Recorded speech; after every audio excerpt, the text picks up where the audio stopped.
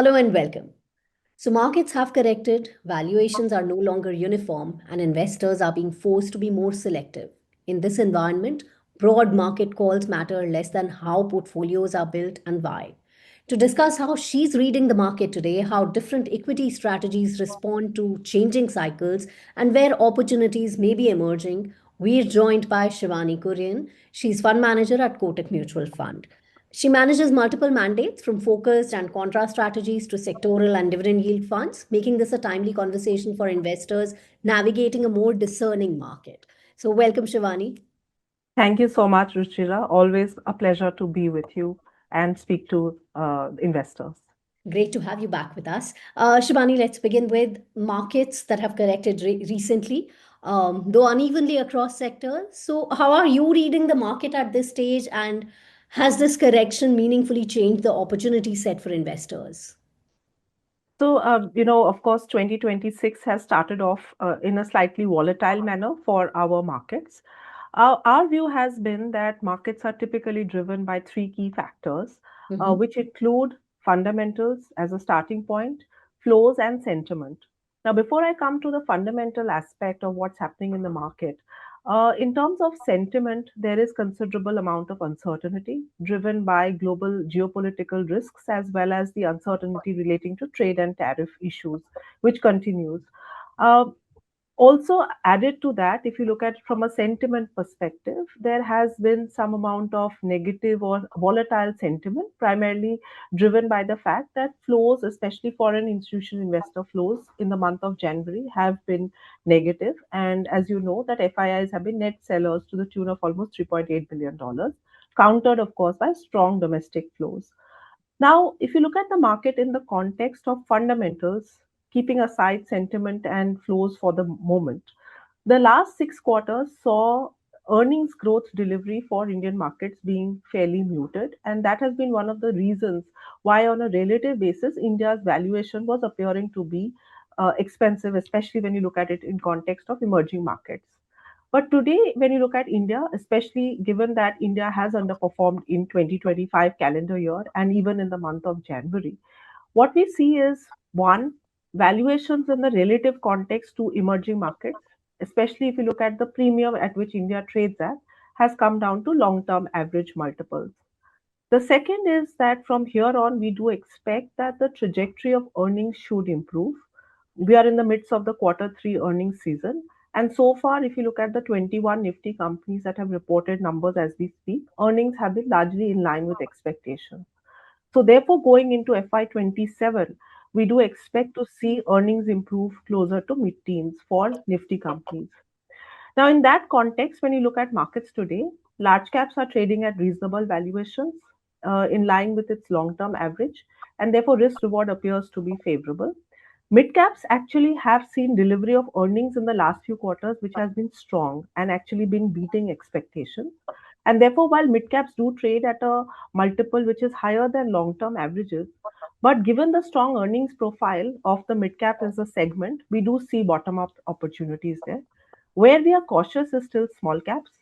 Here, earnings delivery has been poor. In fact, if you look at earnings expectation versus delivery, there has been a considerable mismatch.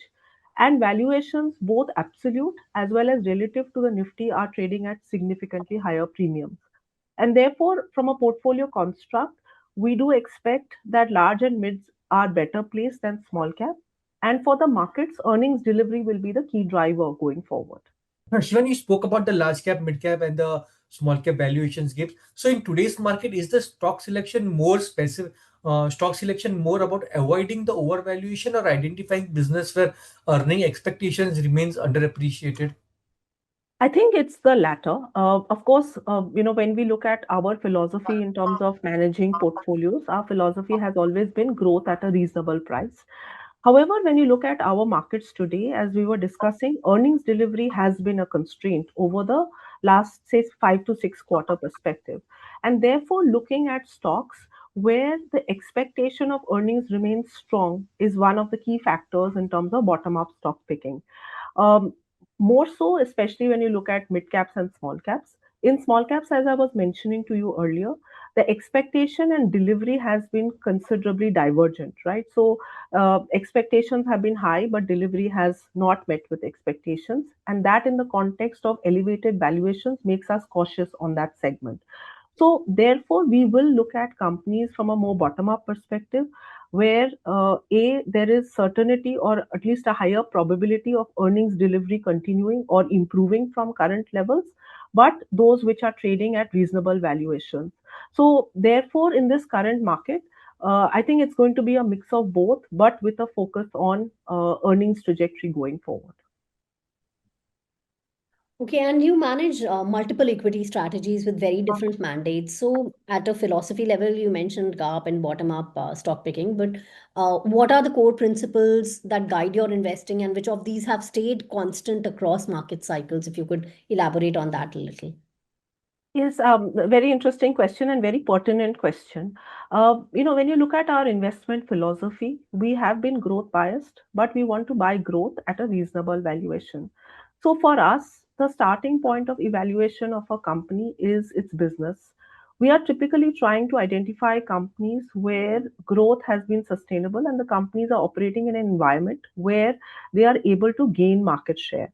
And therefore, to understand as a starting point, what are the key factors that are driving the market share growth? Is it sustainable? What are the competitive intensity in the industry? What are the obsolescence risks? And therefore, what makes us confident that the company will continue to gain market share? And is that scalable and sustainable in nature? So that's the starting point of the evaluation. The second important factor that we always keep in mind is corporate governance. And therefore, when we are looking at companies, it's high growth but high quality.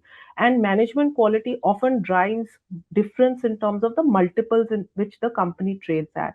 Therefore, to understand factors such as capital allocation, accounting, and audit quality, whether the company is looking at minority interest when they are taking various decisions, and the ability of the company to deliver in line with its vision. So that becomes extremely important. And finally, when we look at valuations, while I mentioned that we look at reasonable valuations, remember valuations have to be always looked at in context of balance sheet quality, cash flow, and return ratio profile. And therefore, to look at valuations in isolation, you will possibly make a mistake. Look at valuations in context of earnings growth as well as return on equity of the company. Now, basically, the way we look at companies is that when a company is able to earn a return on equity which is higher than the cost of equity for the company, that is when you actually derive shareholder value. And hence, these are the sort of companies that we would want in our portfolio. And then, of course, depending on the sector, what are the valuations across various matrices? That's something that we evaluate. But given the diversity of the strategy run from contra, focus, dividend yield, and IT funds, how does your approach to portfolio construction differ across these funds? So it's an interesting question because obviously each of the portfolio strategies have a different mandate, and it's important to stick to the mandate for the portfolio. Now, while I describe to you the overarching philosophy of stock picking, now depending upon the mandate, the stocks that you pick or how you pick stocks may differ a little bit here and there. To give you an example, in focused, it's a, as you know, it's a concentrated strategy with 30 stocks maximum in the portfolio, and therefore the core strategy there is to select high growth, high quality companies trading at reasonable multiples. And therefore, we are trying to look at companies where there is a long runway for growth as well as return ratio profile improving. Now, when you look at Contra as a strategy, it's slightly different. In fact, Contra is a slightly value biased strategy because here we are trying to identify either companies or sectors that have underperformed the index over a period of time. But there should be a concrete reason for us to believe that there is a multiple re rating that is in sight over the next 12 to 18-month period. So, for Contra, the universe of stocks that we have will be slightly different, or it's a subset of our research universe. So today under research we track more than 500 companies, which is about 85% of India's market cap. But for Contra, as a starting point, we're looking at those companies that have underperformed the sector, or companies that are trading at multiples which are lower than its own history, or it could be a sector that has underperformed the benchmark. And therefore, from that universe of stocks, we then apply what we spoke about in terms of the business management and valuation, which is the more fundamental aspect of it. So, therefore, the universe of stocks from which you are picking is slightly different, but the methodology finally of stock picking is similar. So, that lends a slightly value biased approach to the entire portfolio construct. But on that, you still have a fundamental filter which will help us to identify stocks where there is a re-rating potential or change in terms of characteristic of a business. Right, now moving on to some fund specific questions. First up, the Kotak Focused Fund, which has delivered strong outperformance in 2025 after a more mixed phase earlier. So, how do you assess this period and what do you think worked particularly well for the fund? So I think, Ruchira, the philosophy of stock picking has remained consistent as far as the strategy goes. And it's the same philosophy that we have applied. Now, remember that when you're running a concentrated strategy, sometimes you need to have patience, and therefore patience for your own conviction or the reason as to why you bought the stock to play out over a period of time. And I think that is what has actually played out finally. It's there could be a timing mismatch between, of course you can't time, entry of a stock in the portfolio to perfection, but finally if you have done adequate research, and we have a very strong research team of 17 members who go in depth into companies and sectors, this is a portfolio that is an outcome of the strong research capabilities at Kotak Mutual Fund, and therefore we are going bottom up across a wide universe of stocks to pick 30 best ideas, which are the 30 best research ideas. It's flexi cap in nature, and therefore there is no market cap constraint. So I think the way we look at portfolio construct is, as we discussed, go in depth into understanding the business quality, earnings capability, and management quality of a company. And the construct of the portfolio has been pretty much along the same lines. And as I said, it's a concentrated strategy, and therefore there could be some timing mismatches here and there, but finally the outcome is there to see. Okay. But Shivani, over the time, the fund's market cap exposure has evolved gradually rather than through the sharp shift. So, how do you think about the market cap allocation when building and managing the focused portfolio? So there is a overall house view that we look at across asset allocation strategies between large, mid, and small. But focused is more a bottom up strategy, and therefore while there, when I'm managing the portfolio, there is a thought about which segments are better placed currently given earnings as well as valuations. But that does not mean that we shy away from any segment or give specific focus to any market cap criteria. It is a pure, more bottom up construct in terms of where we are seeing the best ideas. So, the way to look at it is, if you look at the overall Indian equity markets, the number of stocks which are part of the universe in terms of the listed universe will be more than 5,000 odd stocks. You drill it down one step further, stocks with, say, more than 1,000 or 1,500 crore market cap, you will have another, say, 1,500 stocks. You drill it down one step further, in our own research universe, as I mentioned, we have about 500 stocks, which is 85% of India's market cap. Now, a normal diversified portfolio will typically have, say, between 55 to 60 stocks on an average. And from there, we go one step further in picking the best stock ideas, which is the 25 to 30 stocks that go into focus. So it's almost like distilling gold from ore. So these are the best stock ideas from Kotak as a fund house, as a research team. Therefore, while we are aware of which segments offer opportunity from a risk reward perspective, the construct of the portfolio is purely bottom up, and therefore the market capitalization and spread across market capitalization is an outcome, but it is not something that you start off with as a starting point in terms of portfolio creation. Okay, so my question is somehow related to this, that despite the SEBI defined mandate, the fund consistently maintained a relatively lower small cap exposure. So, Mhm. what is your current view on the small cap space? You mentioned that the valuations are still pretty high, but is there any other reason that has led to this particular stance? So, as I said, a couple of reasons. One, as I mentioned to you, one of the biggest factors that go into finding stocks or picking stocks from a bottom-up perspective, as far as small caps go, or as the portfolio goes, is uh, earnings growth trajectory, right? So, you want to pick stocks where earnings growth is intact, or there is a higher probability of delivery on earnings growth. What we have seen for small caps, the delivery of earnings in terms of expectation and actual outcomes have been divergent over the last maybe 4 to 6 quarters. Therefore, one of the reasons as to why we have been careful in terms of the kind of small caps that we have in the portfolio has been uh, the earnings expectation and delivery divergence. The second factor is, of course, valuations, and valuations in pocket have been stretched. If you look at small cap valuation in respect to its own history over the last 10-year period, it still trades at about a 30 to 40% premium. Its valuation relative to even the Nifty is elevated, still more than one standard deviation as compared to its historic average multiple levels.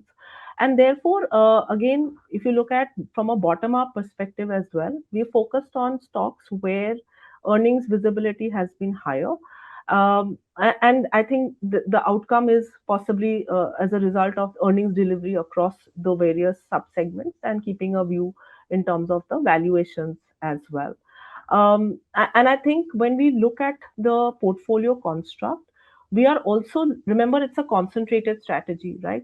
So what we are trying to do is to, of course, buy stocks where we see significant upside, but we also keep in mind the downside risk as far as the stock is concerned. So therefore, look at stocks where upside is obviously present, but also see stocks where downside risks are limited, and therefore it's a outcome of upside plus downside risk, keeping in mind all these factors as far as portfolio construct goes. But Shibani, interestingly, the this gap isn't pronounced in the Contra Fund, which has taken slightly more exposure to the small Hmm. cap stock. Could you walk us through the rationale behind the difference in the approach between these two funds? So the contra approach is actually very different, as we were discussing earlier, because in contra, as a starting point of creating the portfolio, you have to look at the universe of stocks, and these are clearly stocks which have underperformed the index. So there are five key criteria that we look at in contra. One, the stock should have underperformed the index.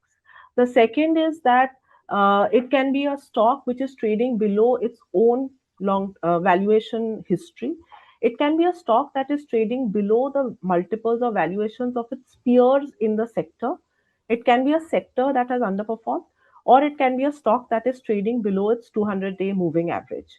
So, a stock that we buy in contra has to fulfill one of these five criteria.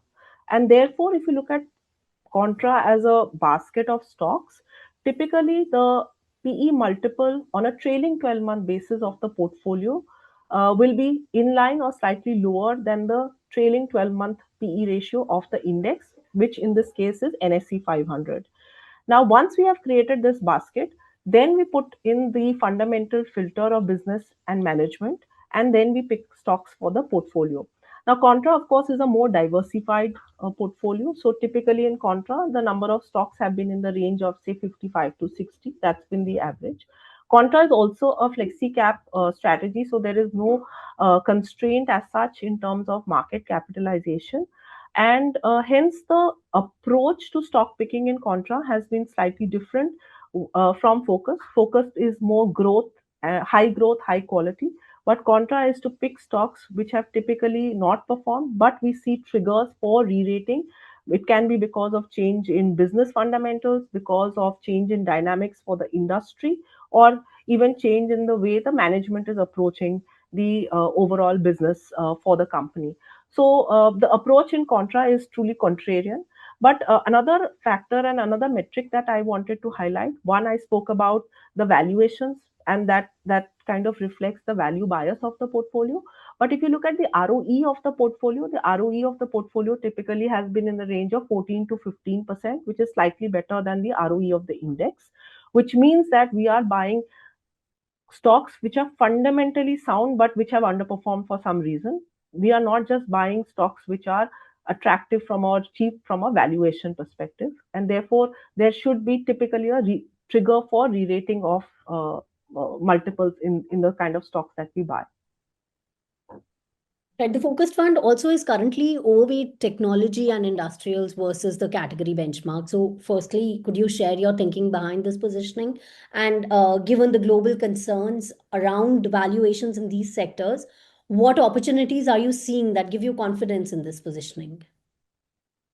So let me start with the technology question first. Here, of course, we find that valuations are reasonable because the sector has gone through its own turmoil.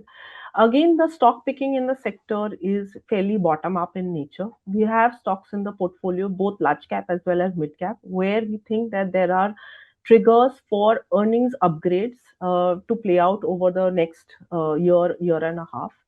The second factor is that from a technology perspective, while the sector has underperformed given concerns and actually slow down in terms of growth, especially the top line growth, our view is that going forward we should start seeing improvement in terms of growth, especially with some of the discretionary spends on tech which have been absent over the last say 18 to 24-month period. It's not going to be a sharp revival, not like something that we saw during the COVID period where companies were seeing mid-teens kind of earnings trajectory. But we do expect that from the muted levels of low single digit, earnings growth as well as top line growth should improve closer to higher single digits. And given that valuations are favorable, we believe that the sector at this point in time sees lower downside possibilities and hence also multiple re-rating if the earnings growth trajectory and revenue improvement plays out. So that's been the thought behind having technology. Again, it's been a very specific stock specific exposure, picking the best in the sector where we see scope for improvement in earnings as well as multiples. Your second question was on capital goods. Now, on capital goods, we are cognizant of valuations in the segment. And here again, it's a very, very stock specific approach. We have exposure, for example, in some segments, such as, for example, defense, where we expect order book to be remaining strong and growth, therefore, being an outcome of strong order book and therefore execution capabilities. We also have some exposure on the power transmission equipment space where we believe again the growth dynamics should remain fairly strong. So therefore, while yes, this is a sector or segment where valuation multiples are slightly elevated, again it's a fairly stock specific exposure where we expect earnings growth trajectory as well as margin trajectory to remain fairly stable and strong over the next few years. Okay, okay, okay. Now, Shivani, after the strong performance in 23 and 24, the margin of outperformance versus the benchmark narrowed in 2025 for the Kotak Contra Fund, even if the fund ended in the second quarter for the year. So, how do you interpret this phase of performance and what were the key factors contributed during the year? So I would like to just maybe correct you here a little bit. I think on the 1 year performance basis, as I see my data with my peer group, we are still in quartile one. We also have alpha over our benchmark, which is NSC 500. Again, as I said, contra as a strategy is to identify a little ahead of possible market movement stocks which have underperformed, but where we expect to see change in terms of dynamics of either business or earnings growth trajectory.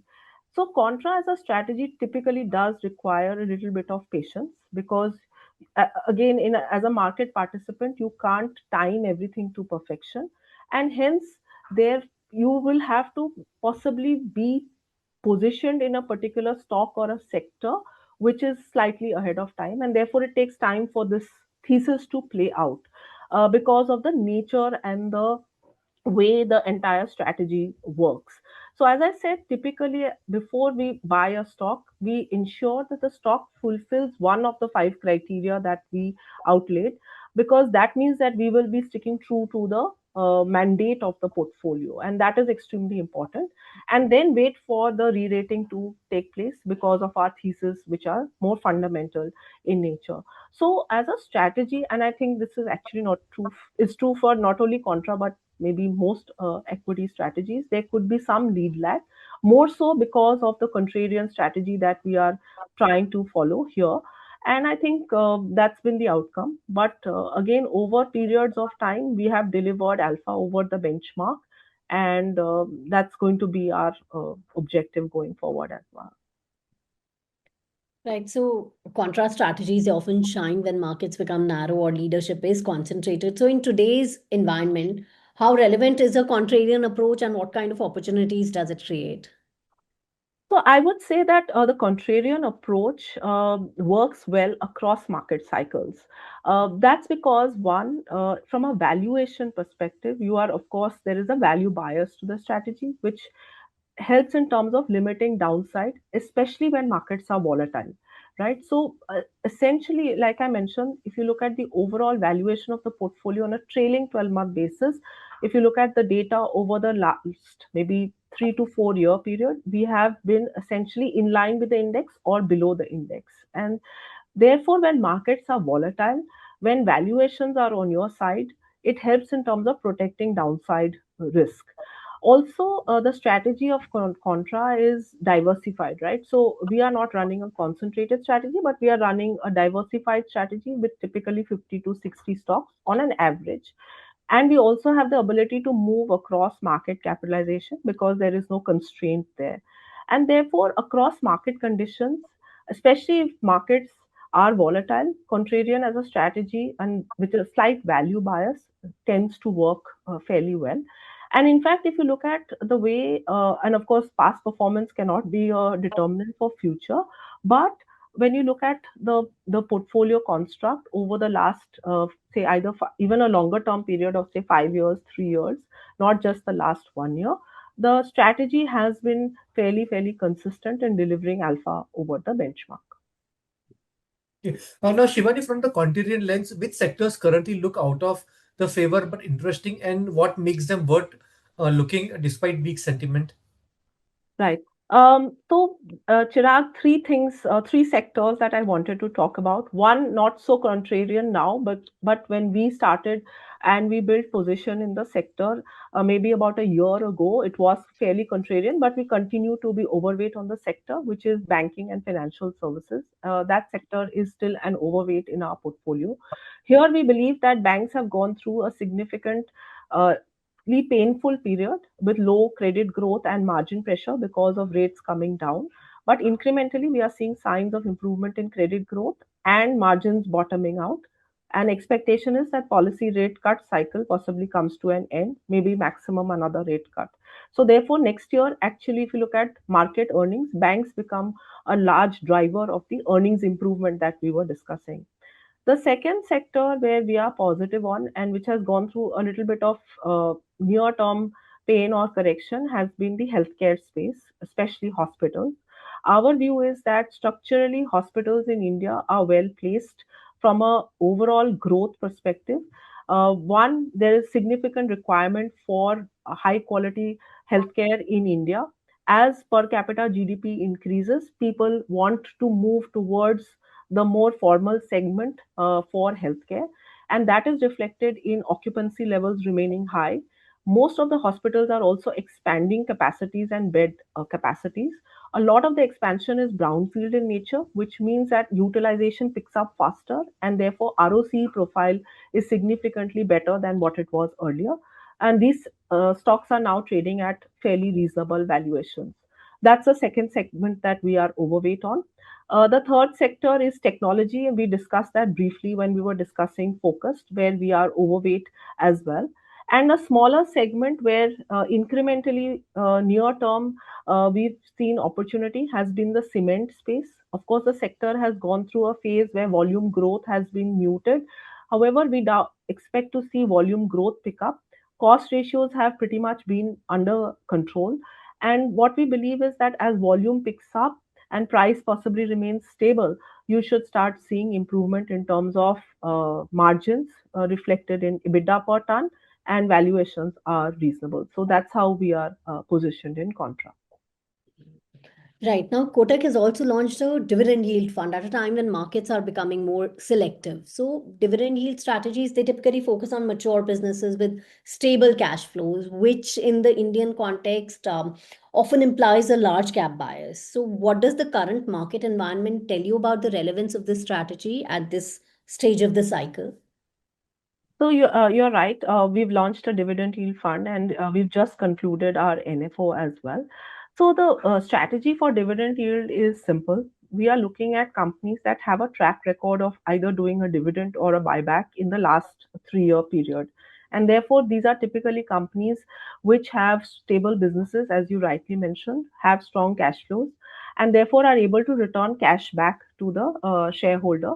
Now, this is important, especially in periods of volatility, where such a strategy helps in terms of navigating a period of volatility by looking at companies which are good quality companies, stable businesses, and therefore generating adequate profits and cash flows.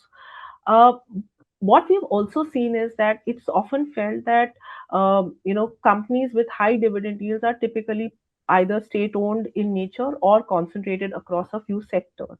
However, what we found, and when we were looking at this strategy, is that there are enough examples of companies across various sectors, both public as well as private, where there has been a consistent track record of dividend payout or buybacks. So these can be, for example, in the case of banks, it can be obviously state-owned banks as well as private sector banks. It can be technology as a sector, utilities as a space. It can even be consumer names where you've seen a track record of dividend payout. So therefore, construct of this portfolio will keep in mind two factors. One, of course, the dividend track record of the company, and also whether the company is seeing improvement in terms of its earnings trajectory in line with our earlier objective of business and management. And hence you have a strategy where you are actually combining the best of value, in the sense that a lot of these companies do trade at multiples which are below the index or below the benchmark in terms of its current multiples, have the stability or have the support in terms of dividend yield, but also provide capital appreciation. So it's kind of a best of all the three worlds put together. And what we found is this strategy tends to work fairly well across market segments.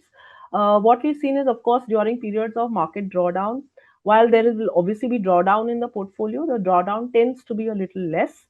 And in periods of bull run or when markets move up, it's not as if the strategy does not participate in the up move as well. So, we think that if from an investor perspective, this is a good strategy to have in the overall asset allocation bucket as such. And therefore, in current periods of market volatility, we felt that this was also an opportune time to look at launching this strategy. Okay. Okay. Shibani, lastly, given the fund's flexible mandate, how do you see the portfolio evolving over the time, and how should investors think about this strategy alongside your focus and contra funds? So I think the risk profile for a strategy like focused is slightly different. Investors need to, of course, evaluate where they are in their overall asset allocation bucket. For focused, I think it's for investors who have a slightly higher risk appetite because it's a concentrated strategy of 30 stocks.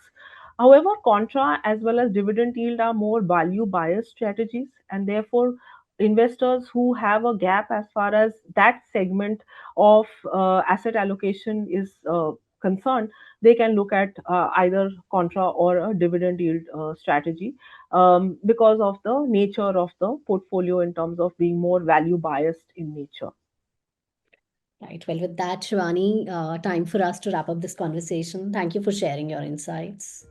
Thank you so much. It was a great discussion, and thank you very much for having me. Thanks. Thank you.